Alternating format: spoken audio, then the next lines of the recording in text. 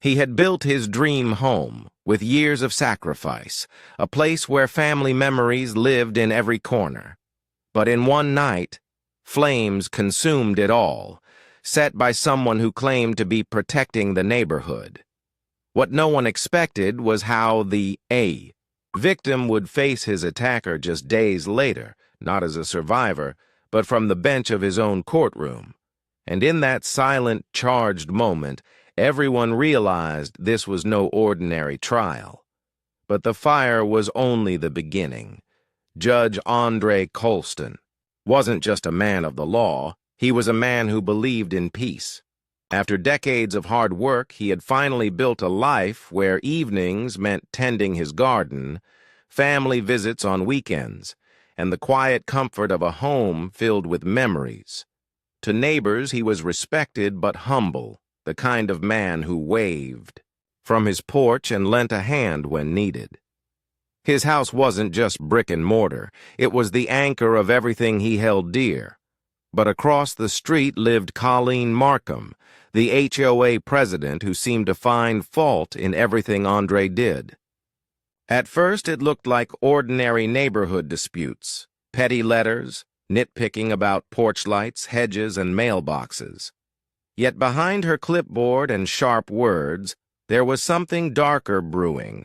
Andre had no way of knowing that what started as minor harassment would soon spiral into a nightmare, one that would test not only his strength but his very sense of safety, because Colleen wasn't just keeping watch over the neighborhood. She was watching him, and soon she would cross a line that could never be undone. At first, Andre tried to brush it off. Petty complaints, strange stares, the occasional note in his mailbox. This was life under a strict HOA president, he told himself. But with Colleen, it was different. Her focus wasn't on everyone's yards, lights, or hedges. It was on his. Every letter had his name. Every rule violation pointed to his house. Neighbors started to whisper about it, noticing how she lingered near his property, camera phone in hand, snapping photos of nothing. What began as irritation soon became suffocating. He'd step out in the evening to water his plants and see her standing across the street, arms folded, eyes locked on him. Sometimes she'd mutter under her breath, words too faint to catch but heavy with venom. Other times, she didn't bother, hiding it. "People like you don't belong here." The words weren't shouted, but they cut deep. Andre had faced anger before, in courtrooms, in heated trials, even from men who had lost everything and blamed him. But this was different.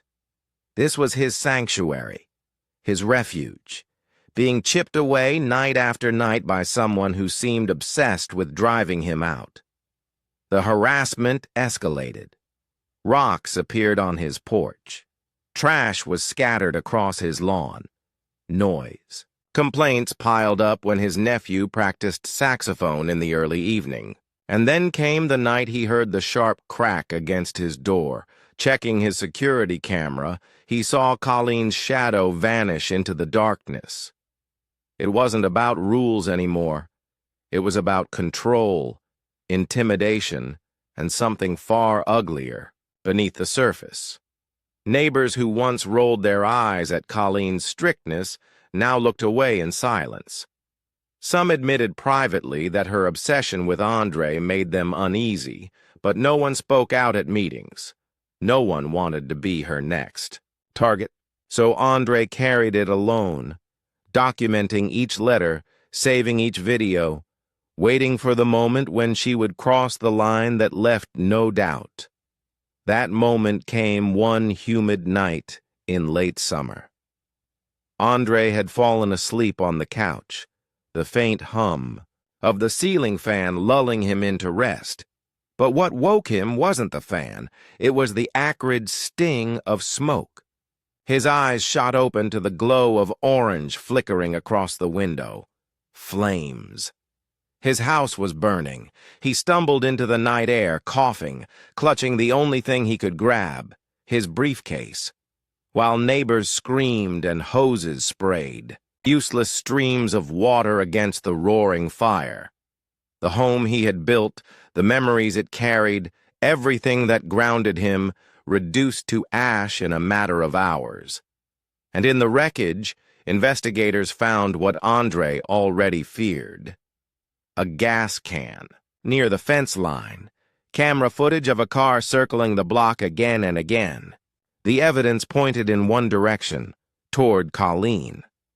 Andre's world had collapsed, but what waited ahead would be even more surreal, because just 1 week later, the woman who set his life on fire would walk into his courtroom. And when their eyes finally met, the real trial began. The courtroom was silent, the kind of silence that feels heavier than sound. Reporters leaned forward, pens hovering. Neighbors who once debated mailbox colors now sat frozen, eyes fixed on the woman in chains. Colleen shuffled forward, shackled wrists trembling just enough to betray the fear she tried to mask. But when her eyes lifted and met Andre's, something unexpected flashed across her face. Not shame, not regret, but defiance.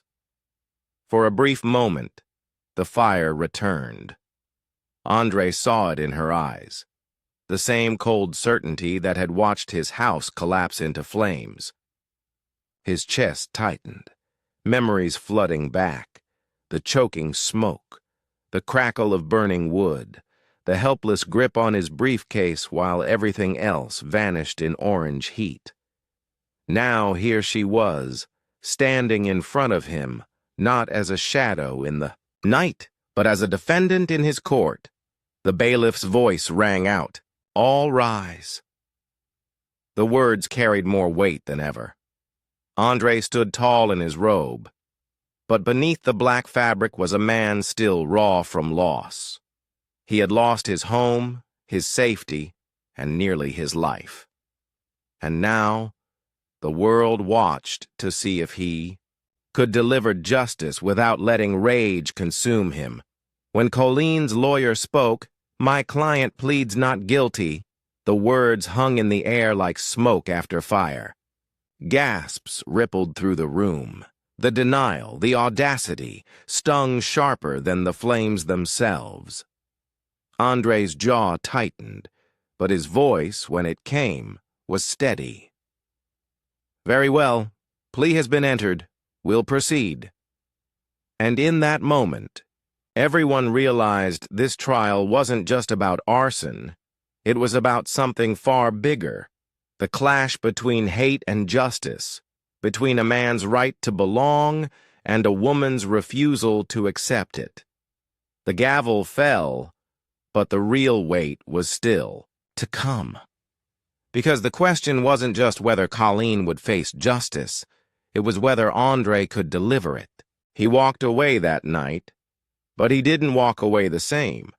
The smell of smoke still clung to his clothes, but it was the weight in his chest that burned even more.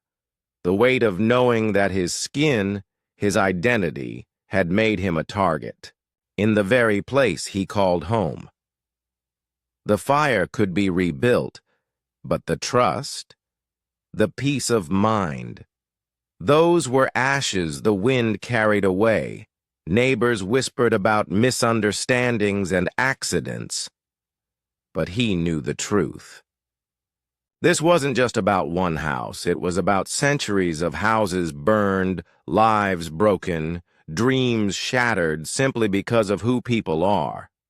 What happened to him wasn't a random spark. It was another flame in a fire that's been raging for generations.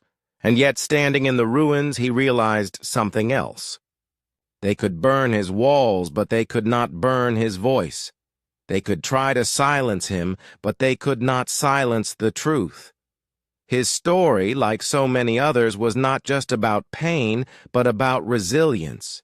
It was about the unshakable fact that dignity does not crumble in fire.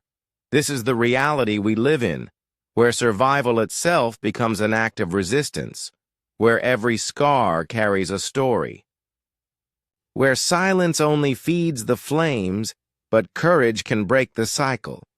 So the question is not whether injustice exists, it's whether we will keep watching it or finally decide to stop it. Because the fire that burned his home could have been anyone's. The question is, when will it stop being someone else's story and become the moment we finally change ours?